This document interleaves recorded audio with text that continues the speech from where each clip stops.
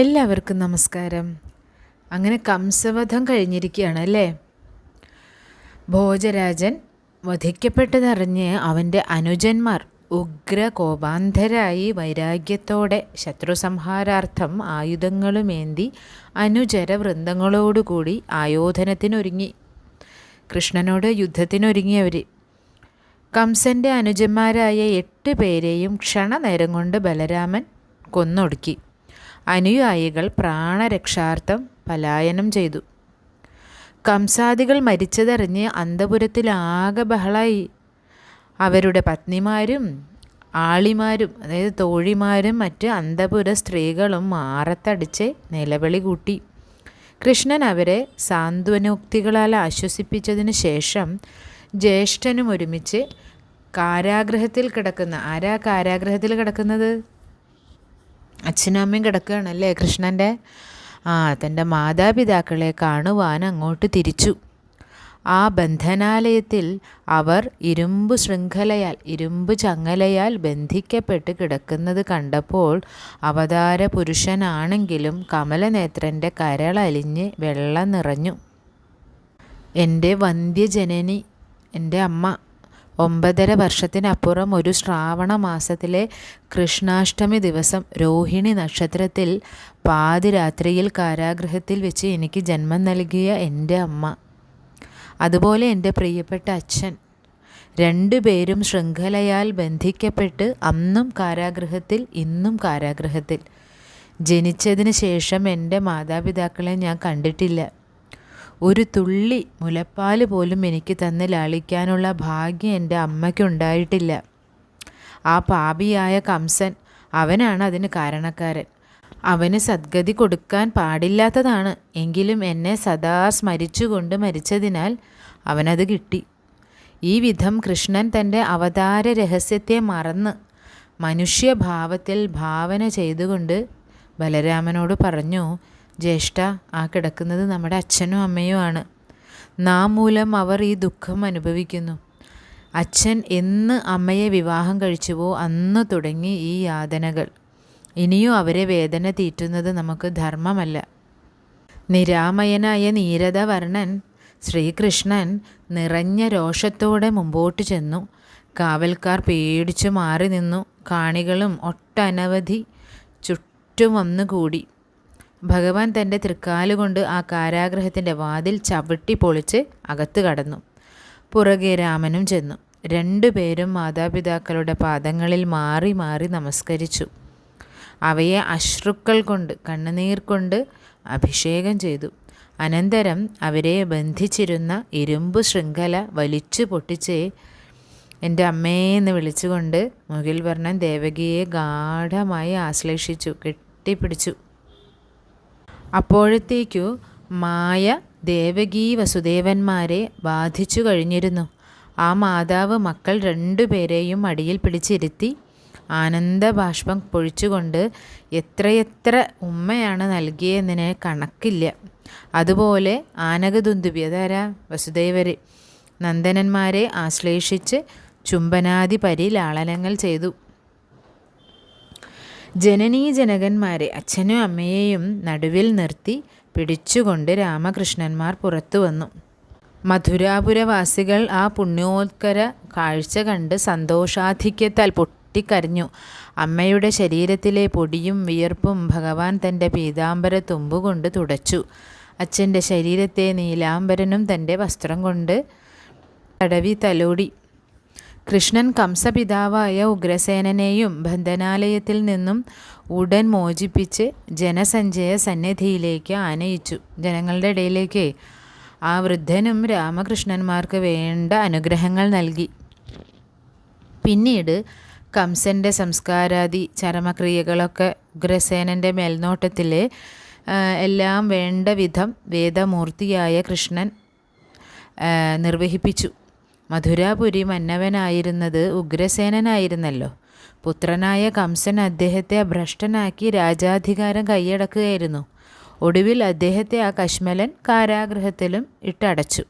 കൃഷ്ണൻ വീണ്ടും ഉഗ്രസേനനെ തന്നെ മധുരാപുരി മഹാരാജനായിട്ട് ആചാരവിധി പ്രകാരം അഭിഷേകം ചെയ്യിപ്പിച്ചു. അങ്ങനെ ഉഗ്രസേനൻ വീണ്ടും മഹാരാജാവായി. ആ അഭിഷേക മഹോത്സവം നടന്ന മഹാസദസ്സിൽ വെച്ച് കൃഷ്ണൻ ഒരു വിളംബരം ചെയ്യാണ്. എന്താ അത്? നമ്മുടെ പൂർവിക പിതാവായ യയാതി യദുവംശത്തിന് രാജ്യത്വം നിഷേധിച്ചു. എങ്കിലും മഹാനായ കാർത്തവീര്യാർജുനൻ സർവോത്കൃഷ്ടനായ ഒരു മന്നവ ശിഖാമണിയായി വിരാജിച്ചു. എന്നാലും യയാതിയുടെ കൽപ്പന ഫലത്തിൽ കുറഞ്ഞിരുന്നില്ല. ആയതിനാൽ ഇതാ ഞാനായിട്ട് നമ്മുടെ ഭിഷ്ണ്യന്തക ഭോജന്മാരുൾപ്പെട്ട യാദവ വംശത്തിന് രാജ്യത്വം അനുവദിച്ചിരിക്കുന്നു. അതാണ് ആ വിളംബരം. അതായത് യയാതി കാരണമാണ് യദുവംശത്തിന് രാജ്യത്വം, അവർ രാജവംശത്തിൽപ്പെട്ടവരല്ല എന്നുള്ള സംഭവം ഉണ്ടായത്. യദുവംശം സത്യത്തിൽ രാജവംശം തന്നെയായിരുന്നു. അതെന്തുകൊണ്ടാണ് ഇല്ലാതെയായത്? യയാതിയുടെ ഒരു സംഭവം ഉണ്ടായിട്ടുണ്ട്. അത് ഞാൻ ഇതിൻ്റെ കൂടെ കൂട്ടിച്ചേർക്കാം ആ കഥ. എന്തായാലും യയാതി രാജ്യത്വം നിഷേധിച്ചത് ഇവിടെ കൃഷ്ണൻ മാറ്റിയിരിക്കുകയാണ്. അപ്പോൾ സർവ്വ യാദവ വംശത്തിനും രാജ്യത്വം ഞാൻ അനുവദിച്ചിരിക്കുകയാണെന്ന് കൃഷ്ണൻ പറയാണ്, വിളംബരം ചെയ്തു. കേവലം ഒരു ബാലൻ്റെ കൽപ്പനയാണ് അത് എന്ന് ഓർക്കണം നമ്മൾ. എങ്കിലും ജനങ്ങൾ അത് ഭക്തിപൂർവം അനുസരിച്ചു. കൃഷ്ണനെ ഒരു ബാലനായിട്ട് അവർക്ക് അപ്പോൾ തോന്നിയില്ല. ഉഗ്രപ്രതാപശാലിയായ ഒരു സാമ്രാട്ടിനെ എന്ന പോലെ ബാലഗോപാലനെ ജനങ്ങൾ ഭയപ്പെട്ട് ആദരിച്ചു. കംസൻ്റെ ദുഷ്ടമന്ത്രിമാരും അന്തേവാസികളായിരുന്ന അനുചരന്മാരും കൃഷ്ണനെ ഭയപ്പെട്ട് മഗധ രാജ്യത്തിൽ പോയി താമസിച്ചു. കംസൻ്റെ ശ്വശുരനായ ജരാസന്ധൻ്റെ രാജ്യമായിരുന്നു അത്, അതായത് കംസൻ്റെ ഭാര്യയുടെ അച്ഛൻ. അപ്പോൾ അവിടുത്തെ രാജാവ് ജരാസന്ധനായിരുന്നു. മഗധയിലെ ശേഷിച്ച മന്ത്രിമാരെയും സേനാപതികളെയും ഉദ്ധവർ, സാത്യകി, കൃതകർമാവ്, അക്രൂരൻ തുടങ്ങിയ യാദവ പ്രമാണികളെയും വിളിച്ചു വരുത്തി വിശ്വംഭരൻ ശ്രീകൃഷ്ണൻ അരുളി ചെയ്തു, ഇന്നു മുതൽ നമ്മുടെ രാജാവ് ഉഗ്രസേനനാണ്. അദ്ദേഹത്തിൻ്റെ കൽപ്പനയെ നിങ്ങൾ അനുസരിച്ചു കൊള്ളണം. കംസൻ ആചരിച്ചതുപോലെയുള്ള യാതൊരു അധർമ്മങ്ങളും ഈ നാട്ടിൽ ഇനിമേൽ നടക്കാൻ പാടില്ല. അങ്ങനെ കൃഷ്ണൻ അവിടുത്തെ രാജാവിനെ വധിച്ചെങ്കിലും കൃഷ്ണൻ സ്വയം രാജാവാവുകയല്ല ചെയ്തത്. ഉഗ്രസേന മഹാരാജാവിനെയാണ്, ആ മുമ്പ് ആരാണോ രാജാവായിരുന്നത് അദ്ദേഹത്തെ തന്നെ വീണ്ടും രാജാവാക്കി. എന്നിട്ട് ഇങ്ങനെ കൽപ്പനയും പുറപ്പെടുവിച്ചു. കൃഷ്ണൻ്റെ ആജ്ഞയെ സർവ്വജനങ്ങളും സന്തോഷപൂർവം സ്വാഗതം ചെയ്തു. അന്ന് രാത്രി ഭഗവാൻ കൃഷ്ണൻ ദേവകിയുടെ കൂടെ, അമ്മയുടെ കൂടെയാണ് സദാസമയവും. ഇതുവരെ കിട്ടാതിരുന്ന, ഇത്രയും വർഷമായി ജനിച്ചിട്ട് ഇതുവരെ അമ്മയുടെ സ്പർശമോ സ്നേഹമോ തടവലോ ഒന്നും കിട്ടിയിട്ടില്ല, ലാളനയൊന്നും കിട്ടിയിട്ടില്ലല്ലോ. അപ്പോൾ അതുകൊണ്ട് അന്ന് രാത്രി മുഴുവൻ കൃഷ്ണനും അമ്മയും കൂടി സംസാരിച്ച് കഴിച്ചു കൂട്ടുമായിരുന്നു. സന്തോഷം കൊണ്ട് ധന്യയായി തീർന്നു ആരാ? ദേവകി. അതുപോലെ തന്നെ ശ്രീകൃഷ്ണൻ പറയുന്നുണ്ട് അവിടെ, അമ്മ ഇന്ന് ഞാൻ ധന്യനായി തീർന്നു. ഇത്രയും കാലം എനിക്ക് ലഭിക്കാതിരുന്ന അങ്ങയുടെ സ്നേഹം ഇന്ന് ലഭിക്കുകയല്ലേ, അതുകൊണ്ട്. അപ്പോൾ ഇവിടെ യയാതിയുടെ കഥ പറയാമെന്ന് ഞാൻ പറഞ്ഞല്ലോ, അപ്പോൾ അതിനി പറയാം. പണ്ട് നഹുഷൻ എന്ന് പറഞ്ഞിട്ടൊരു രാജാവുണ്ടായിരുന്നു. നഹുഷൻ്റെ പുത്രനാണ് യയാതി.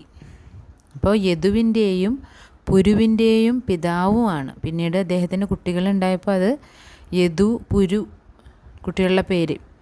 വേദപണ്ഡിതനായിരുന്ന യയാതിക്ക് ദേവയാനി, ശർമ്മിഷ്ഠ എന്നീ 2 ഭാര്യമാരുണ്ടായിരുന്നു.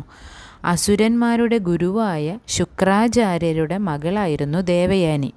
അസുര രാജാവായ വൃഷപർവൻ്റെ മകളായിരുന്നു ശർമ്മിഷ്ഠ. അപ്പോൾ ഒരു പ്രത്യേക സംഭവത്തിൻ്റെ അനന്തരഫലമായിട്ട് ദേവയാനിയുടെ തോഴിയായി ശർമ്മിഷ്ഠ. അങ്ങനെ യയാതിക്ക് ദേവയാനിയിലുണ്ടായ മക്കളാണ് യദു, തുർവാസു എന്നിവരെ. യയാതിക്ക് ശർമ്മിഷ്ഠയിലുണ്ടായ മക്കളാണ് ദൃഹ്യു, അനു, പുരു എന്നിവർ. അപ്പോൾ ശർമ്മിഷ്ഠയെ യയാതി വിവാഹം കഴിച്ചത് ദേവയാനി അറിയാതെ രഹസ്യമായിട്ടായിരുന്നു. ഇത് കണ്ടുപിടിച്ചപ്പോൾ പിതാവായ ദേവയാനിയുടെ പിതാവാണല്ലോ ശുക്രാചാര്യർ, ക്രുദ്ധനായിട്ട് യയാതിയെ ശപിച്ചു.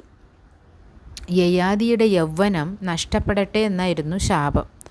പിന്നീട് യയാതി ആകെ, മകളുടെ ഭർത്താവാണല്ലോ എന്തായാലും, ആകെ വിഷമിച്ച് ശാപമോക്ഷത്തിനൊക്കെ ചോദിച്ചപ്പോൾ അദ്ദേഹം പറഞ്ഞു, ശാപമോക്ഷം പോലെ പിന്നീട് ആരെങ്കിലും അദ്ദേഹത്തിൻ്റെ യൗവനം, അതായത് ഏതെങ്കിലും ഒരാൾ ആ സ്വന്തം യൗവനം വെച്ചുമാറ് ആരായിട്ട്, യയാതിയായിട്ട് അങ്ങനെ തയ്യാറായി കഴിഞ്ഞാൽ ആ നഷ്ടപ്പെട്ട യൗവന യയാതിക്ക് തിരിച്ചു കിട്ടും.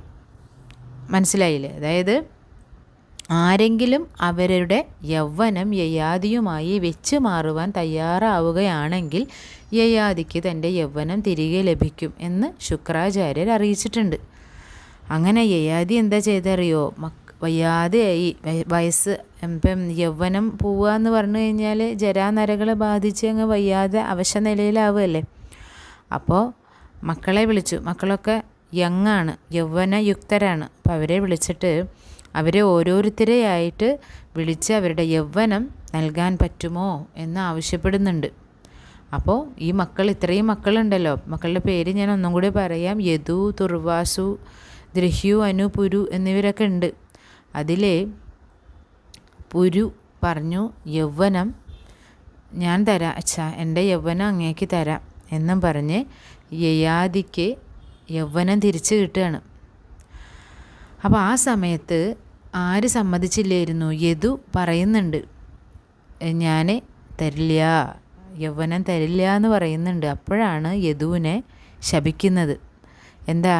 രാജവംശത്തിൽ നിന്നേ മാറ്റുകയാണ് യദുവിനെ. യദുവിൻ്റെ പിൻഗാമികളിൽ ആരും ഒരിക്കലും രാജാവാകില്ലെന്ന് ശപിക്കുകയാണ്.